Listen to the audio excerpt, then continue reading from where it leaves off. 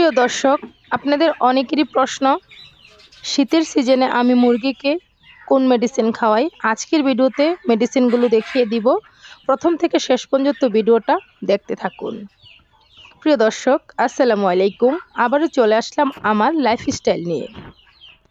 অনেকেই প্রশ্ন করেন, আমি মুরগিকে কোন মেডিসিন খাওয়াই, কোন ধরনের জিঙ্ক খাওয়াই? আজকের ভিডিওতে আপনাদের সুবিধার জন্য সবকিছু দেখিয়ে দিব এবং কি পরিমাণ বলে দিব।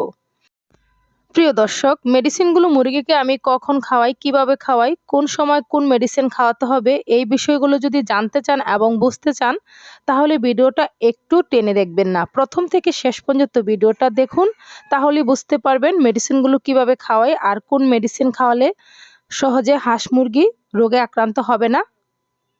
প্রিয় দর্শক, প্রথমে যে মেডিসিনের প্যাকেটটা হাতে নিলাম এটা হচ্ছে মাইকোনিট।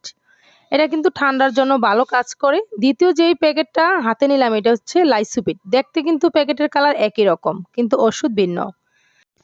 আর এখন যে মেডিসিনের প্যাকেটটা হাতে নিলাম এটা হচ্ছে ফার্স্ট বেড। এটাও কিন্তু ঠান্ডার খুব কাজ করে। হালকা ঠান্ডা লাগলে এই ওষুধটা খাওয়ালে কিন্তু ঠান্ডা মুরগির থাকে না।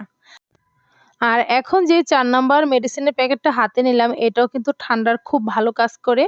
এটা হচ্ছে ডক্সিবেট। আর এই ডক্সিবেট এবং কি ফার্স্ট বেড এই দুটো ওষুধ হচ্ছে হালকা ঠান্ডা লাগলে মুরগিকে খাওয়াতে পারেন, মুরগির ঠান্ডা আর থাকবে না। প্রিয় দর্শক, আর আমি যেই জিঙ্ক সবসময় হাঁস মুরগিকে খাইয়ে থাকি, আমার হাতে কিন্তু সেই জিঙ্কের বোতলটাই এখন রয়েছে। এই জিঙ্কের নাম হচ্ছে জিঙ্ক বি বেট। আমি কিন্তু সবসময় এই জিঙ্কটাই ব্যবহার করি আর আমার কাছে মনে হয় যে এই জিঙ্কটা খাওয়ালে বেশি উপকার পাওয়া যায়। জিঙ্ক কিন্তু অনেক ধরনেরই আছে, অনেক রকমের আছে। যার যেটা ভালো লাগে খাওয়াতে পারেন। তবে আমার কাছে এই জিঙ্কটা সবচেয়ে বেশি ভালো লাগে। বিশেষ করে এই জিঙ্কের বোতলের ফ্লেভারটা আমার কাছে খুবই ভালো লাগে। আর আমি জিঙ্ক দিয়ে যেভাবে আমার মুরগির জন্য খাবার বানাই, আমি কিন্তু এখন এই খাবারটাই তৈরি করব। আপনারা দেখতে থাকুন। আমি কিন্তু এই খাবারটা নিজের হাতে তৈরি করে নেই আর এই খাবারটা কিন্তু আমার হাঁস মুরগিকে খাইয়ে থাকি। আর এই খাবারটা বা এই গুঁড়াটা খাওয়ালে খুব দ্রুত হাঁস মুরগি বড় হয়। এখন আমি এর মধ্যে দিয়ে দিব পরিমাণ মতো জিঙ্ক। আমার এখানে মুরগি রয়েছে প্রায় ৩০ থেকে ৪০ টার মতো। আমি এদের জন্য এখন খাবারটা গুলবো আর কিভাবে কতটুক ওষুধ দিব ভিডিওটা দেখতে থাকুন। প্রথমে আমি ১ মক্কা জিঙ্ক খাবারের মধ্যে দিয়ে দিলাম আর এখনো আমি আধা মক্কা দিব। মোট কথা আমি ২ মক্কার চেয়ে একটু কম দিয়েছি, কারণ আমার মুরগির পরিমাণটা বুঝে আমি ওষুধটা এখানে এড করেছি। যদি আপনাদের ১০ থেকে ১৫ টা মুরগি হয় তাহলে কিন্তু ১ মক্কা ওষুধ দিয়ে খাবারটা গুলে দিতে পারবেন। নিজের হাতে যদি খাবার গুঁড়া করে এই খাবারটা হাঁস মুরগিকে খাওয়ানো হয় তাহলে কিন্তু এই খাবারের মধ্যে কোনো ভেজাল থাকে না আর হাঁস মুরগির রোগবালা আসার কোনো ভয় থাকে না। এখন আমি এর মধ্যে কুসুম গরম ভাতের মাড় দিয়ে দিলাম আর ভাতের মাড় দিয়ে এখন খুব সুন্দর করে এই খাবারটা গলে নিব, তারপরে আমার মুরগিকে খেতে দিব। প্রিয় দর্শক, আমি কিন্তু যখন জিঙ্ক হয় এভাবেই দিয়ে দেই আর আপনারা কিন্তু চাইলে এভাবে খাওয়াতে পারবেন, আবার চাইলে পানির মধ্যে গুলেও খাওয়াতে পারবেন। ১ মক্কা জিঙ্ক ১ লিটার পানির মধ্যে দিয়ে দিবেন, মুরগি খাবে। প্রিয় দর্শক, আমি কিন্তু বেশিরভাগ জিঙ্কটা এভাবেই খাওয়াই, কারণ এভাবে খাওয়ালে বেশি একটা লোকসান হয় না। জিঙ্কটা সম্পূর্ণ মুরগির পেটে যায়। আর যদি পানির মধ্যে দেওয়া হয় তাহলে কিন্তু কিছু পানি খায় আবার কিছু পানি ফালানোও যায়। আর এভাবে দিলে কিন্তু জিঙ্ক গুলানো এই খাবারটা সাথে সাথে মুরগি খেয়ে ফেলে আর এখানে ফালানো যায় না।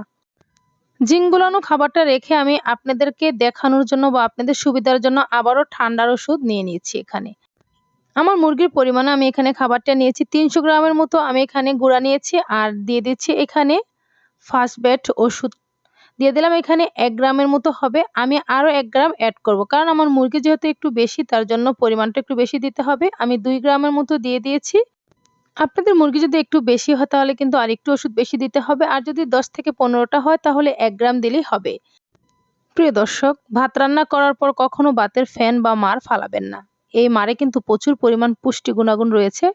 তার জন্য কিন্তু আমি হাঁস মুরগিকে সবসময় খাইয়ে থাকি খাবারের সাথে, আমি কিন্তু কখনো ভাতের মাড় ফালাই না। অবশ্যই কুসুম গরম থাকা অবস্থায় খাওয়ানোর চেষ্টা করবেন, এতে করে কিন্তু উপকার খুব ভালো আসবে। আর শীতের সিজনে তো অবশ্যই একটু কুসুম গরম করে খাওয়াবেন, এতে করে মুরগির ঠান্ডা লাগবে না। প্রিয় দর্শক, আমি জিঙ্ক এবং ঠান্ডার ওষুধ গলে নিয়েছি আপনাদেরকে দেখানোর জন্য। আর ২ টা কিন্তু একসাথে খাওয়ানো যাবে না। যদি জিঙ্ক বিকালে খাওয়ান তাহলে কিন্তু ঠান্ডার ওষুধ সকালে খাওয়াতে হবে। আর জিঙ্ক সবসময় দুপুর অথবা বিকালে খাওয়ানোর চেষ্টা করবেন, এতে করে উপকার ভালো আসবে। আর যদি মুরগির ঠান্ডা হালকা পাতলা হয় তাহলে কিন্তু ডক্সিব্যাট খাওয়াতে পারেন অথবা ফার্স্ট ব্যাট খাওয়াতে পারেন। আর যদি বেশি ঠান্ডা হয় তাহলে কিন্তু মাইক্রোনিট খাওয়াতে পারেন। আর যদি মুরগির পাখাগুলো একটু ঝুলে যায় অথবা ঝুম ধরে বসে থাকে তখনও কিন্তু মাইক্রোনিট খাওয়াতে পারেন। প্রিয় দর্শক, আর লাইসোভিট যেই মেডিসিনটা রয়েছে এটা হচ্ছে বাচ্চা ফোটার পরপর বাচ্চাকে 1 থেকে 5 দিন খাওয়াবেন। দেখবেন আপনার বাচ্চার রোগ প্রতিরোধ ক্ষমতা ভালো থাকবে, বাচ্চাগুলো সুস্থ থাকবে, খুব তাড়াতাড়ি দৌড়াদৌড়ি করবে, আপনার বাচ্চাগুলো রোগে আক্রান্ত হবে না। আর বড় মুরগিকে কৃমির ওষুধ খাওয়ানোর পরও কিন্তু লাইসোভিট খাওয়ালে খুব ভালো ফলাফল পাওয়া যায়। প্রিয় দর্শক, আমি যেই জিঙ্ক বি ব্যাট খাওয়াই এই মেডিসিনটা কিন্তু খুবই ভালো আর খুব সুন্দর স্মেল। এই জিঙ্ক ফ্লেভারটা আমার কাছে খুবই ভালো লাগে। আমি যেই জিঙ্ক মেডিসিনটা মুরগিকে খাইয়ে থাকি আপনারাও এই জিঙ্ক মেডিসিনটা খাইয়ে দেখেন, আপনারা ভালো ফলাফল পাবেন। আর প্রিয় দর্শক, এই খাবারগুলো কত সুন্দর করে আমার মুরগি খাচ্ছে দেখেই তো বুঝতে পারছেন। মাশাআল্লাহ বলবেন সবাই। আজকের ভিডিওটা এখানেই শেষ করছি। আল্লাহ হাফেজ।